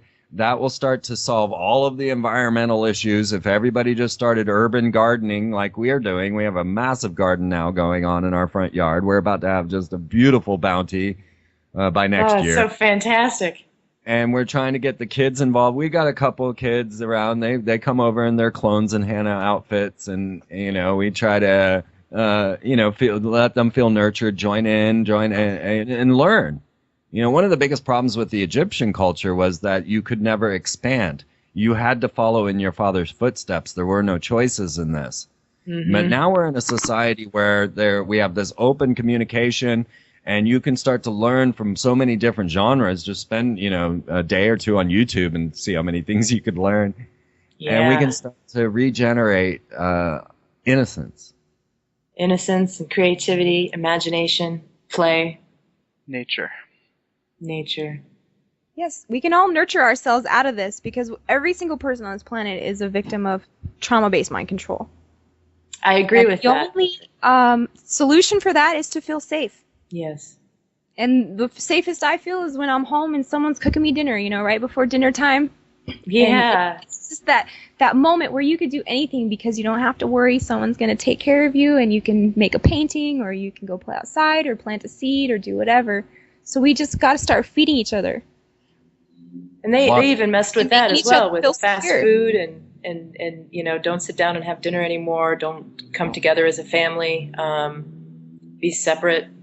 I started working as a chef because I loved cooking food, and a couple years into it, that love quickly changed faces, and I noticed that even going home and trying to cook, for other people, by the time I was done cooking, I wouldn't even want to eat because I felt so awful. Yeah. And that's just indicative of what you're saying there, that creating it as a job and putting a price tag on it and everything else that they've done, even with food, has almost subconsciously perverted it to all of us. Fast food is classified as a weapons system by the military. Yeah. McDonald's, Burger King, these are not places that just spawned, and you can see in my corporate logo studies that these are not just happenstance things, that these were planned and initiated. And actually, if you ask the McDonald's corporate official what their job is, it's actually real estate, because they own property in the Vatican, at the pyramids, at the, they own all the prime real estate. And then the food itself is actually as a weapons system, and you can hear Kathy O'Brien come out about McDonald's French fries. You can find Lindsay Lohan trying desperately to get McDonald's French fries into her rehab where she had placed herself for $50,000 a night. You can find Britney Spears discussing McDonald's French fries. How many photos of the paparazzi did they have Britney pulling up to McDonald's? Yeah. Yeah. What's in those French fries? They don't even rot. I know. They don't. You can leave a Happy Meal in your car for a week and it will look exactly the same. Yep. Probably taste the same as well. Right. And then all the signs and symbols that you see as you drive down the highway, as you pass Roy Rogers, McDonald's, Target, Walmart, these are all occult ritual signs. The sun sign of Target, the pentagram of Walmart, the fish goddess of Starbucks with her pentagram, the golden arches of McDonald's, the Burger King or Elsie, or Elmer. Dairy Queen is Dairy Hathor. Queen. These are all ritual symbols that you will find within the occult orders, especially some like Freemasonry, one of the lead occult orders that rules our planet. These are actually occult signs and symbols that are constantly being broadcast in your brain as you drive down the road. I mean, and we've gotten to the point now where you can't tell what town you've driven into because it's, it's the same corporate logo after. Oh, you know what? It looks like it. It reminds me of regurgitation. I lived in Florida for a little bit before here, and you drive from town to town, and I felt like somebody just threw up. It was like repeat. As soon as you got into, oh, here's McDonald's, here's this, here's that, same things over and over. Well, we had a funny story trying to find a friend's house, and he's like, well, when you see the McDonald's, make a left, and then, when you see the Walgreens, you're almost there. And we're like, we saw like 4 McDonald's and Walgreens already. We're lost, man. There's no landmarks. We weren't even on the right side of town. No, we weren't. Yep. You can leave town, the parking lot of Target, Best Buy, and Home Depot and drive 1,000 miles and pull off the highway, and you're going to be at Target, Best Buy, and Home Depot. Yes. Time loop. That's it. Repeat. Yeah. Where am I? Here I am. I was there. Where? Right here. This whole concept really stemmed from Walt Disney and the idea of the experimental prototype civilization of tomorrow, which is Epcot. And when you walk into Epcot, you give them your credit card information, you buy your couple $100 tickets. Then they say, well, your tickets might not be safe. Why don't you give us your thumbprint? So then you got to give them your fingerprint. Then you go into the big ball, which is owned by Siemens, whose very corporate logo is on the Auschwitz prison camps. and you go into Siemens' big spaceship Earth, and there they take your picture and they ask you where you're from, and all of a sudden you see your image floating to your hometown. So now they've got your credit card information, your biometrics, your face, your fingerprint, and you're all stuck inside of this experimental prototype civilization controlled by every military industrial corporation out there, from GE, RCA, Martin Marietta, who builds nukes, UNESCO, It's a Small World. They were eugenicists, guys. Yeah. That's the programming in there. Or you come out of Space Mountain after you've been traumatized in the roller coaster, and they show you how you're going to live your future. And this is predictive programming so that you will expect this in the future. And then they serve you the most god-awful food that you've ever eaten in your entire existence and charge you $23 for a burger, and you're trapped in this experimental prototype civilization, and you can't escape, so you have to eat the food. And pretty soon that will be our world. Oh my gosh. No. Let's tyranny loves conformity. Yes. And they can't handle anything that's imaginative or creative or outside what they have control over. So it's time to use our imaginations and create and get back in touch with nature. Well, even Walt Disney calls it Imagineering. Yes, thank you. At the subatomic level, if you believe in quantum mechanics, we are actively imagineering the world into existence.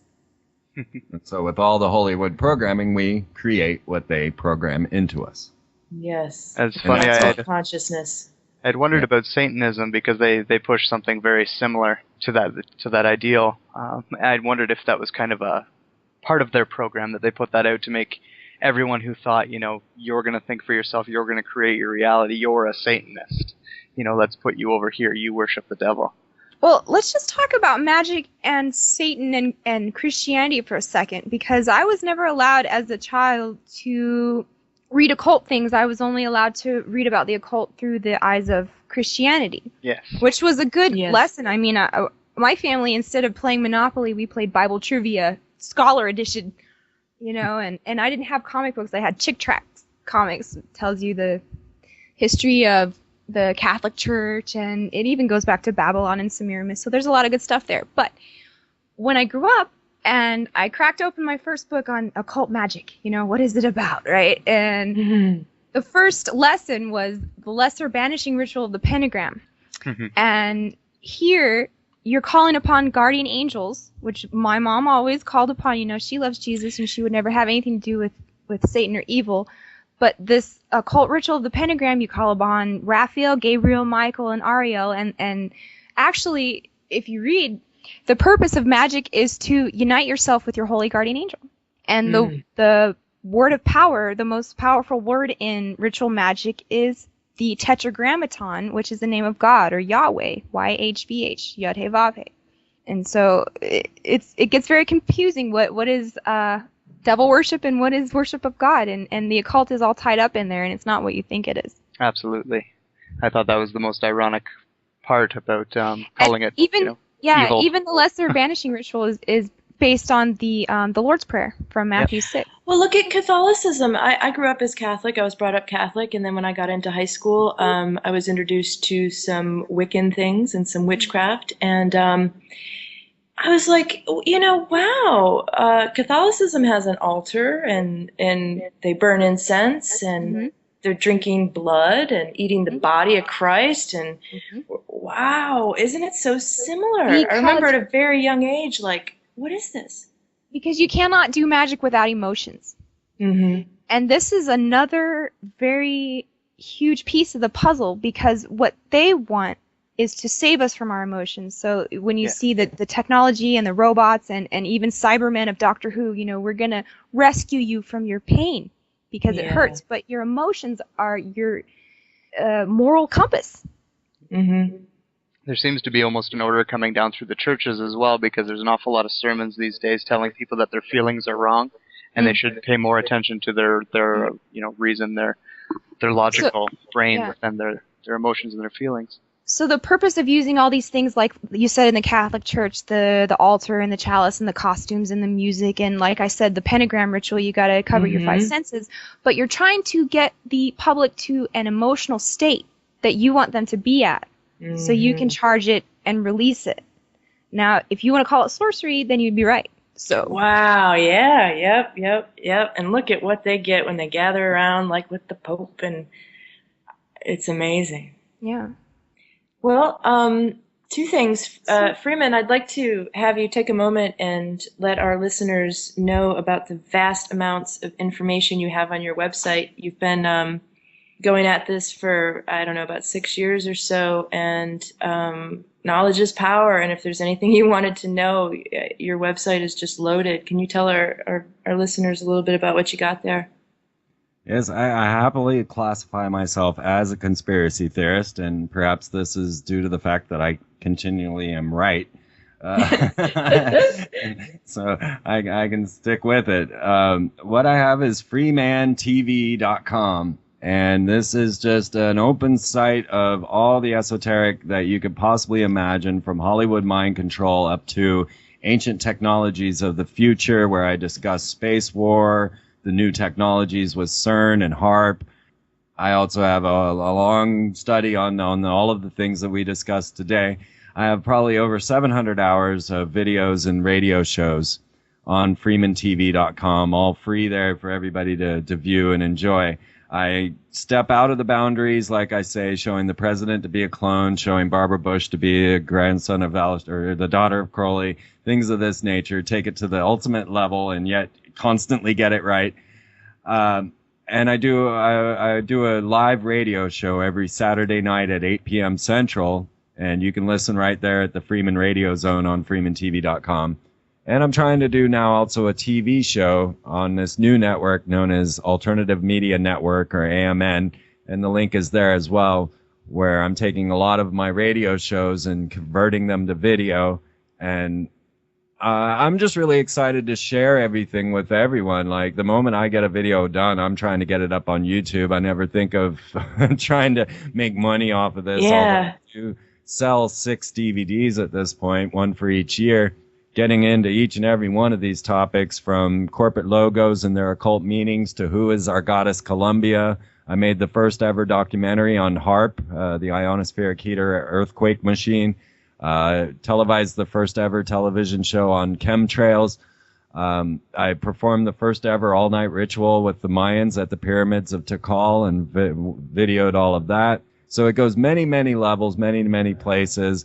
And I did end up putting them in DVD format for people to purchase because they like to help me continue. And that's the one way, that and donations, that I keep the show on the air. Yes, you live off of donations. This is your life. You both, this is your work, and I am a professional conspiracy theorist, no doubt about it. And I've now had children go out and give reports on Barack Obama being a clone of Akhenaten and getting A's in their classroom, because I give you enough evidence to wow your own teachers. And That's excellent. I love that 10 and 11 and 12-year-olds are listening to my show. It is completely agreeable by all of their parents. They love my message, which is a message of love. And they love that their children can look at their world in such an imaginative way instead of all the fear-based type of stuff that's going on. Excellent. And Jamie, you're working on something yourself. Can you tell us about that? Well, it started out as a magazine called Weird Stuff Magazine, but now it's grown to be more than 160 pages, so it's more like a book now, like a Time Life book. Nice. Fully color illustrated, images on every page. It's in magazine format, but it's got 20 different articles about it's called Operation Culture Creation. Weird Very Stuff nice. Encyclopedia. Yeah, maybe next time we can get into the drones and clones and robots and my own system of magic, which is a counterspell to Crowley's Thelema, and I call it Slack Magic. So maybe we can talk about it next time. So that is Yeah. Slack magic versus black magic. Yep. Oh, Excellent. I love it. That's fantastic. Any predictions you want to make? I know every now and then you foresee things. I predict everyone getting their hands in the dirt and making this world green and beautiful again. I've seen it all over Lawrence. As soon as we started the project, we started walking around the neighborhood to get some ideas and to see who else was into it, and lo and behold, it was everyone. And so I was like, they're ahead of me, but it's awesome because, you can't lose when people are growing things.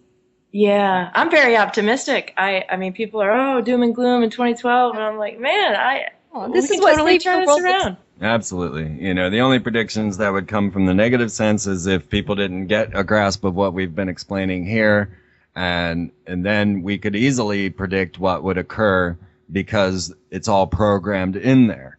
And this is how I make my predictions, in that people follow the programming. So hopefully any of my predictions from now on will be false and faulty. I would be more than happy to see that happen, because I had predicted 9/11. I did predict the banking crash on 10/13. I did predict W being forced into office and that Barack Obama would not be considered an American citizen. This is all just because that is the scheduled program that we are witnessing. So the predictions become easier and easier as you understand the programming more and more.